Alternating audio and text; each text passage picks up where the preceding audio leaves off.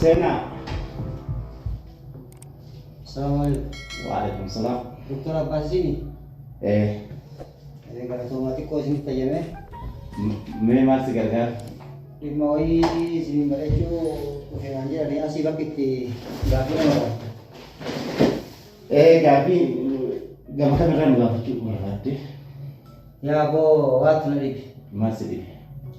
jala iro aman biasa ni jala itu lah kapi. Jalan ada jam, jalan ada oni. Tak ija tahun ni Sekali. tak kali Haya. sunde te kalau udah nakap deh. Amma gara samu na dia samu na putih. Karena mata tidak tak. Mata ki yang menjur. Sidu. Mu Jechuun wai mata ke kana sirba fudhatte jalan deebisu. mata furan ni. Samu furan samu. Sammu. Amma kulo ke hijrah tu babu riwan kamu. Sammu te umasiyati. Samu ki ku dalaga ku nya to ku rubu. Wa hum da ke sat hatta ku bishalu. Ala sa ke sat isiar. Maji ambe aram maji rabeka. Aqlabit. Mush al ta'abkan qalb. Al ta'abkan ab. Aqlabit ti aram. Dalam kata ta onne dira puter. Ta sammu dira puter tu alaja budaya. Mali beka. Yo kan sinjaran. Duga ada kalau tomi kamu kena dufu.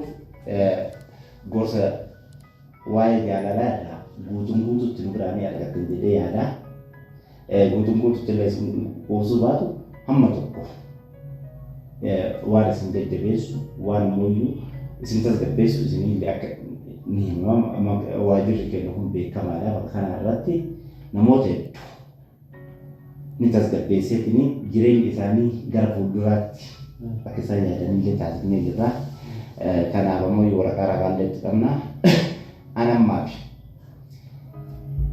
jaalalleen teetun jaalalleen lamatu jira laa takka onnee si fuuti takka sammuu si fuuti onneen dhiiraa kuma tokko sammuu dhiiraa takka ta sammuu tee fuute kaameraa qaama kee guutuu gaxxamarteetti Ana samu na fute.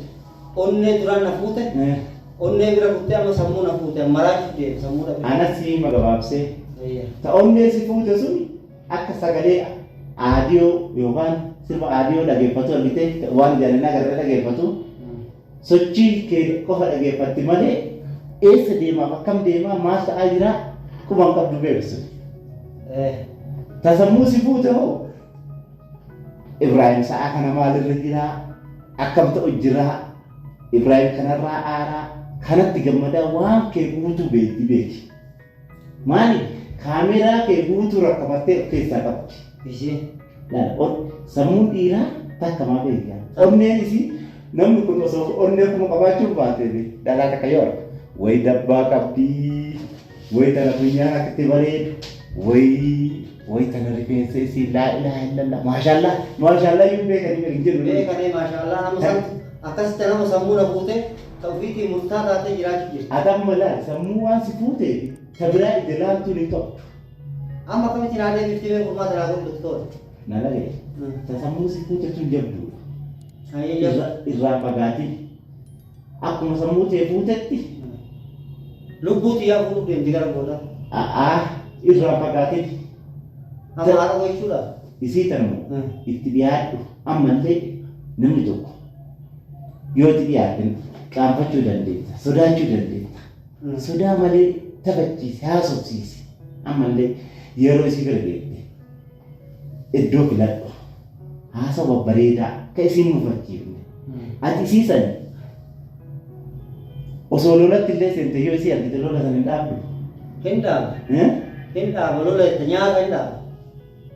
Saayiba kee wajjin amma. Dhugaama sammuu si fuute ammallee abdii irraa muratiin ka onnee si fuutan homaayyuu miti laaffisee tumaan laaraa ka mataa kiyyaatti ta sammuu si fuute tun hoo itti dhiyaadhu akkuma sammuu tee fuute sammuu isiillee si goma kee yaadalaan kaameraan itti gaxxamamee yoo jiraate telefoonni kee guute haa jennu miimooriyoo keessa keettee jettee hoo hin guutu gamanatti as tara waan taateef meemooriin isii guutuunu si mariippii godhaa jira. Kanaafiyyuu itti dhiyaatu isin jedha. Gorsa kennatti ammoo yaadda gammadde abdii qaba. Hedduu galatoomaa. Amma garaa hedduu na qabbanaa'ee jira duraan. Tasgabboofteet taasise baay'ee jira. abdii qaba akka tasgabboofte. Amma isii biraa dhaqoo jechuudha. Bira dhaqeetini. Bokkuu isii dhaqee bira dhaqame ni sodaata. Hin sodaatin. Ija hojii ija laaluu hin danda'u. Illaalii.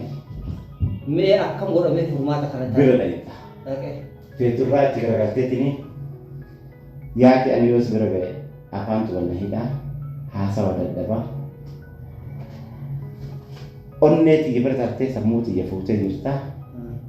Jireenya kiyya keessatti wanni ani yaadu manaamni kiyyallee simaa waan garaa kee keessa jiru waan natti himatte kana sodaata malee himadhu. Jaalalli hin himatamin jaalalli hin mazzanamin jechuudha beeki. Jaalalli yoo himatamte hin mazzanamti. Haga feetee dhungataa ooli. Haga feetee waliin taphataa ooli. Madaa jaalala jechuun waan garaa kee keessa jiru kana ibsuu fi danda'uu qabu. Amma dhugaa keeti. Ani namuma kana na gorsuun dhabe. Mucoo tana jaaladhe akkas sammuu na fuute onnee na fuute waa guutuu na keessa fuute. Ani hadiyyaa waa meeqa isii bitee kennitee fi deemta malee itti dubbachuu dandeettaa? Hin danda'u itti dubbachuu. Itti dubbadhuutiin Dr. Abbaas maal naan jedhettaatiin hin deebitiniin walaa agarru. Sa'a meeqatti? Yeroo feetetti torbee booda feetu guyyaa lama booda sa'aa feetetti waajirri keenya isiniif banaadha.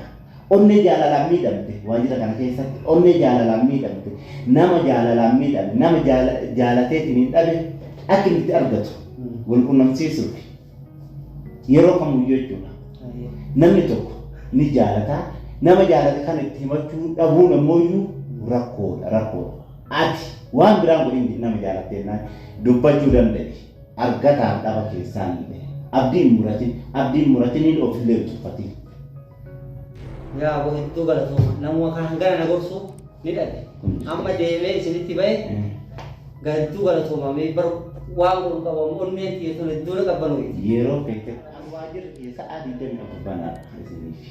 Kala sa'a lamatti waajjiruma kanatti wal geennaan akkas waan irra geette isiillee himiitini waan garaa kee jiru ammallee nama jaalatu tokko dandeette taanaan xiqqooma takka waa mi'eeffadhattee kiyyafattini dalagaa irra jirta sa'a kanaa dalagaa irra jira dhufaa jirta hatta yoo manaa gabbaatee hin jedhin mana keessa jiraa baasan korri yoo haga makiinaa kee kortuufi konkolaataa irra yoo jiraata tokko mana teetteetiin kan mana sagaleen namaa mana keessatti biraadha konkolaataa irra jira kijibni xiqqoon jaalala guddoo booressiti. Kijiba ni muuf jechuu jaalala keessatti. Jaalala keessa kijibni gonkumaa hin barbaachisu.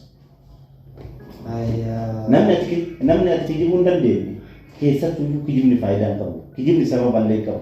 Eenyumaa haa taatu kijibni keessattuu maatii kee jaartii kee hiriyyaa kee garaatti himattu nama kanneen hin kijibin. Eenyumaayyuu kijibuun ammoo faayidaa qabu. Kijibni furmaata qabu sababa illee hin qabu. Kijibni xiqqoo takka kijibdeetiin mee seenaa wayii si yaa'imu kijibni xiqqoo takka kijibdee intalli takka ilmaan sadii guyyaa tokko keessaa ta'e. Isii daa'ima dhiqataa jirtu ilmoon xiqqaan tokko fiigee turre yaa ummaatii yaa jedheen garaa kee kana keessa ture jedheen daa'imni kun obboleettii xiqqoo qaba. Obboleettiin xiyyaallee nuunnu as keessaa qabdiimi jedheen jetteen akka kanatti fiigeetiin fooq ol ba'ee beenuunnu garaa keessaa qabda hin qabu. Haati laal ijoollee namarraa mustuumee haadha osoo bee garaa qabdi inni akka deemattee daa'ima dhiqaatti. Yeroo kana asii ol utaalee albee qabatee deema mucaan. Inni qabu immoo si mul'isu eenyu mul'isu albee asitti gabbee mucattiin achi marmaan gara raasaa jaare. Duute akkasii ol fiigee fooquu gadhiise ilmoo jirate. Haati yoo kaan bishaan keessa gadhiiftee bishaan qaamatti dhigatan kan gandaa kana keessatti gadhiiftee ijjiirsa dhageenyaa yoo isin ol fiigdu tun mar'imaan raasaa jaare. Yoo isin mucaa maan ol fiigdu mucaan fooqarraa kufe. Yoo mucaa reeffa fudhatteetiin kaan gadheetu bishaan itti ol guute daa'imni sun illee dhufe. Sadiinuu dhabde. Sababni isin kijibde maali? Haa ilmoo sun irraa usuuti. Sobdeechuu. Kijibni xiqqoon qaba bitee hadiisiin nama. akka mataa kiyyaatti jechuudha. Waan si'a deebi'uudha. Gaaf tokko namni tokko haala bareedaaf na yaama, yaada bareedaaf na yaama ture. Yaa aboo eessa jirtaa sitti ajajame naan jedhe. Ana dadhabbii hojiitu na jira. Rafuu barbaada. Ani ammaaf bakka biraa jira jedhee bakka jiru hin himneef. Namichi nama mana kiyya bira gahee ture. Namichi san maallaqa biraa qaba ture, maallaqa guddaa irraa qabaachuu ture. Inni maallaqa san naa fidee ture. Magaalaa sana keessa ammoo gaaf san ba'uuf deemu namichi kun. Guyyaa sana. Maallaqa kiyya naa kennee ba'uuf deemaa jira.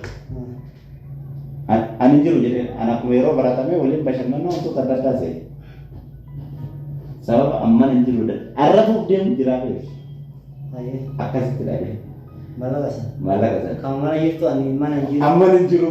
Yaani ribataan sobee bakka guddaa sana. Walumaa galatti himni faayidaa takka akka hin qabne siin jedha jaalala keessa akka hiyyoon fayyadamne jechuudha. Dhugaa keetii hedduu galatoomii yaaboo nama.